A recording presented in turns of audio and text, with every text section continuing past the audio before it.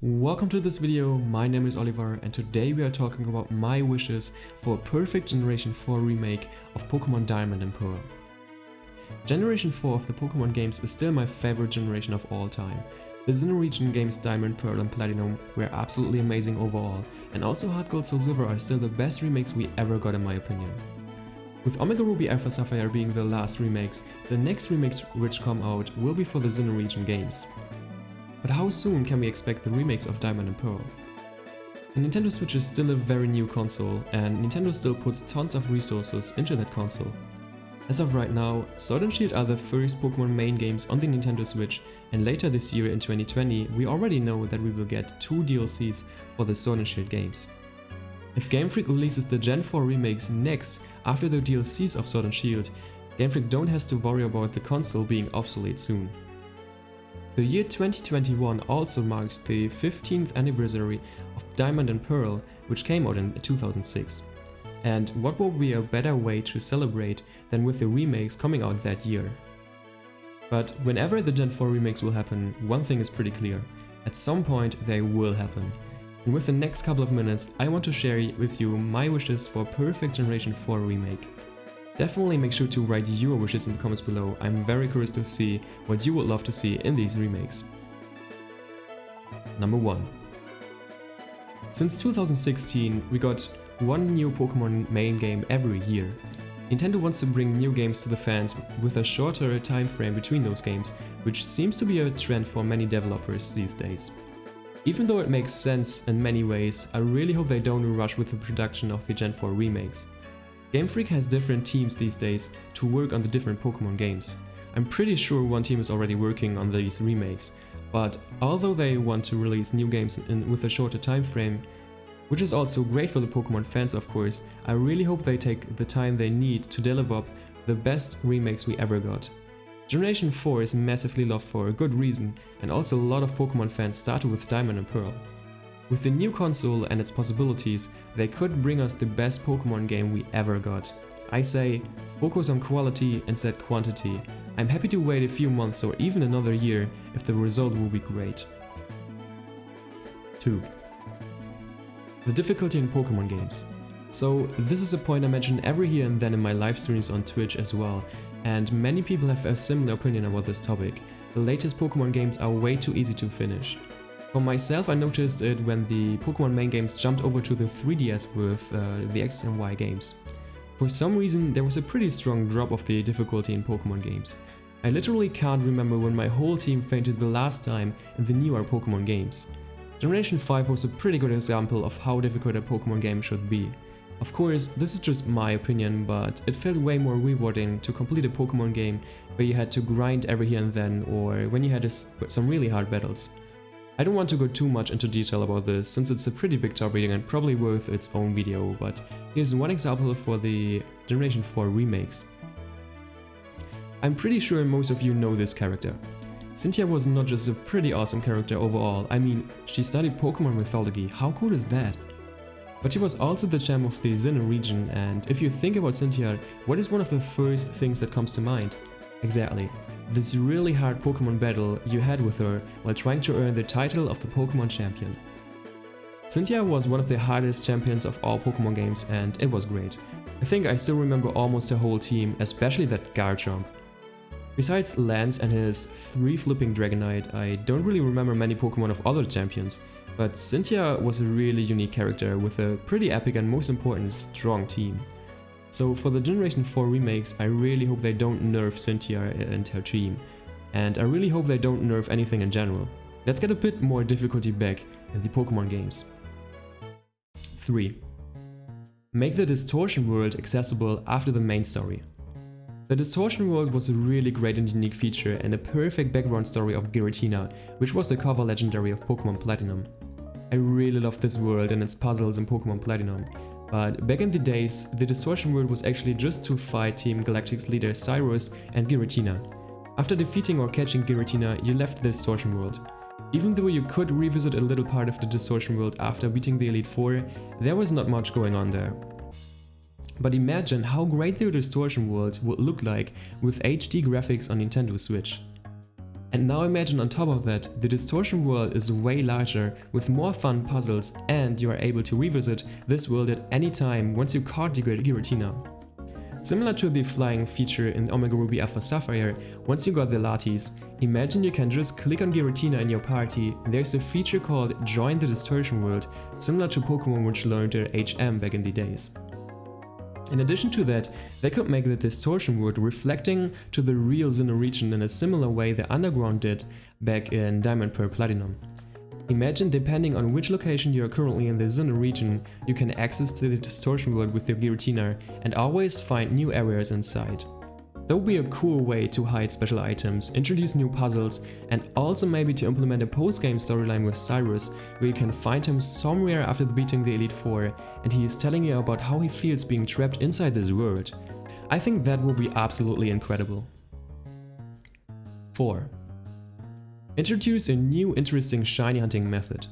Shiny hunting is a really cool way of achievement hunting in Pokemon games, and it's actually a feature which keeps the Pokemon games alive for a long time. Many people are searching hours, weeks and months for their favorite shiny Pokemon, and people still play the 20-year-old Pokemon games to find the rare shiny Pokemon. So if Game Freak implements a really good new method for shiny hunting, it could add hundreds of hours playtime of people hunting shinies. In the original Sinnoh games, we had a few ways to hunt shinies. The standard random encounters and soft resets. The well-known Masuda method actually was possible for the first time in Diamond and Pearl, and the Pokeradar method, which was a really unique and challenging way of finding shinies. So with the new control links and also the overworld spawns we have now in Sword and Shield, I don't think we will get the Pokeradar method back, even though it was a pretty cool feature. If we don't get it back, I hope we get a really cool new method which is better than the KO method introduced in Sword and Shield. Here's just an idea of a possible new method. Introduce a swarm method, where every day there is a new Sinnoh region Pokemon which has a higher chance of being a shiny. Swarm Pokemon were already a feature in the original Diamond and Pearl games. Back in the days, there was a specific Pokemon spawn on a specific route, and this swarm Pokemon changed every day. Now imagine if we get higher shiny odds, maybe 1 in 512 instead of 1 in 4096, which are odds we already had for shinies in previous games, such as the Friend Safari in X and Y, or the Masuda odds with Charm in Sword and Shield, for a specific Sinnoh region Pokemon, and this Pokemon changes every day. On one day it's a Shinx, next day it's a Bonsly, and so on. This is just one idea of many for a new cool shiny hunting method or a new way for finding shiny Pokemon in future games. 5.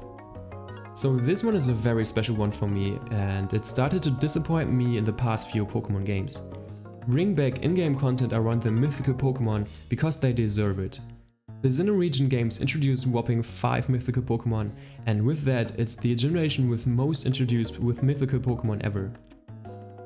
With the Diamond and Pearl remakes, it will be a very good opportunity to bring back story content or events for at least some of those 5 mythical Pokemon. What I love about the Generation 4 mythical Pokemon is that most of them got their own event location, even though it was hard to reach if you didn't get the event items or to unlock them, and you were able to fight against them. In addition to that, the Gen 4 mythical Pokemon were the last non-shiny locked mythicals, which means you could actually shiny hunt for them. I think the majority of people agrees that it will be absolutely legendary if Game Freak stops coding the shiny locks on specific Pokemon. It will also be a win situation for Game Freak, since people would literally spend hundreds of hours more with the games if there were more targets to shiny hunt for, especially if there are special ones like legendaries or mythicals. So what I would love to see, and actually what I really wish, is that instead of just giving the mythicals away as a download via Wi-Fi, Game Freak should implement the mythicals back in the games with some unique event locations and story content around them. I think especially Pokemon like Arceus, which is the god of Pokemon, deserves some epic story content. You could implement so many interesting plots around this Pokemon and maybe implement ways for players to learn more about the Pokemon mythology.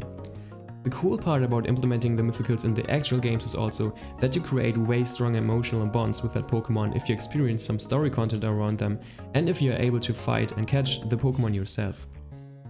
If you just download the mythical Pokemon via another Wi-Fi event, it's cool to have them, but you don't get a very strong bond with the Pokemon and also don't have many memories on an epic fight or a background story. But how to make sure to implement them in a way most people can enjoy them? In my opinion, there are two great options to implement them with a chance for everyone to get them. Option 1 would be a very similar way as we had in the original Diamond and Pearl Platinum games. For Shaman, Darkrai and Arceus, we had 3 different event locations coded in the game, and you needed a specific event item to unlock these locations. The problem back in these days was that only 2 of the 3 event items ever got officially released, and you also had just a very small time frame to download these items. So if you buy the Diamond Pearl Platinum games these days, you either have to cheat the event items in or glitch your way through the void to get their special locations. Now imagine if the event locations for the remakes are the same, but you can unlock them at any time in a different way. Since Black and White 2, you get something very special once you complete their Pokédex. I'm speaking of the Shiny Charm. This is also a feature in all games released after Generation 5, and it's a really cool reward for completing the whole Pokédex, which is always a bit of a grind. But in Black and White 2, there was something else you unlocked with completing the Pokédex. You got access to a whole new island with different Pokémon to spawn in the grass, some cool items, but most important, a static encounter for a shiny Hexerus. This was the best reward you got in any Pokémon game for completing the Pokédex, and to be honest, I was hoping we get something like this in future Pokémon games as well, next to the Shiny Charm. Now, with this in mind, let's go back to the Gen 4 remakes. You might already know what I want to tell you. Exactly. Completing the Regional Sinnoh Pokédex gives you not only the Shiny Charm, but also access to at least one of the special event locations of the mythical Pokémon. Maybe you unlock the event location for Shaman first, and after catching or defeating this first mythical Pokémon, you get a little story content, and some NPC gives you the event item to unlock the location for the next mythical, which could be Darkrai and so on. This could be one fair way to bring back some story content around mythical Pokémon. You need to grind for these Pokémon, but there will be something special, and it's technically possible for everyone to unlock these events at any time. But there might be another cool way, which leads us to option 2. DLCs are now a thing for Pokémon games. Knowing that Game Freak decided to create DLCs with some more story content for Sword and Shield, the chances are good that once the Diamond and Pearl remakes drops, we also get some post-story content DLCs for these games. Now imagine we get in a DLC 1 for the remakes, which including brand new story content around Shaman and Darkrai, we get access to new parts of the Sinnoh region and are able to catch them in the end, very similar to the Delta episode in the Omega Ruby Alpha Safari games, which was really great by the way. And after that we get the second DLC, which is all about Arceus, the god of Pokemon, and some really epic content all about the Pokemon mythology. This could also be a really cool comeback for Cynthia, who studied Pokemon mythology. Imagine you're able to team up with Cynthia and you're searching for hints and all the mysteries about the origin of Pokemon. In the end, you find your way to Arceus with some epic cutscenes, while suddenly witness the real, never seen before and primal form of Arceus, which leads to an epic battle of history. And these were my top 5 wishes for a perfect remake of Diamond and Pearl. What would you love to see in those remakes? Do you agree or disagree with the points I mentioned? I'm very curious to find out what fans really would love to see. Thanks so much for watching the video. I could not talk about subscribing to my channel and all this stuff, but I guess you know how YouTube works, so instead I just end here.